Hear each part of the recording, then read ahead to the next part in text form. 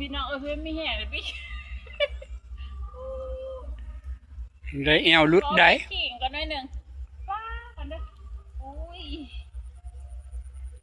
ว้ายไม่แห้งบาดนี่ไม่แห้งแหละก็สิเด็ดมาตาค่ายเข้ามาดีก็ทีกันหน่อยเจ้าพี่น้องพี่น้องเอามาจบ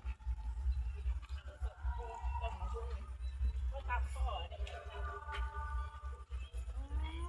ดกคักดกแม่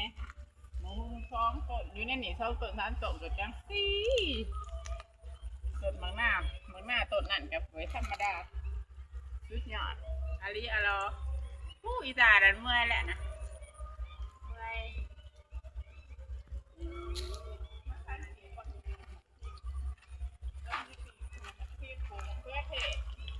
มาปลูกเป็นผู้เป็นพ่ออยู่ในนี่พี่น้องอยู่ปลูกในสิปลูกแต่ทางอยู่สี่เดือนมาปลูกลงดินอ้าวแต่กะสิมาเบิ่งว่าตัวใดมันสิเป็นคนร้ายกว่ากันเนาะตามที่ว่าเขาเคยเห็นจ้ะปลูกลงดินเนี่ยมันสิดีกว่าพี่น้องแต่ว่าดินเนี่ยมันอยากกันคนบิดว่าถ้าเดินจะแตกเถิดแหละ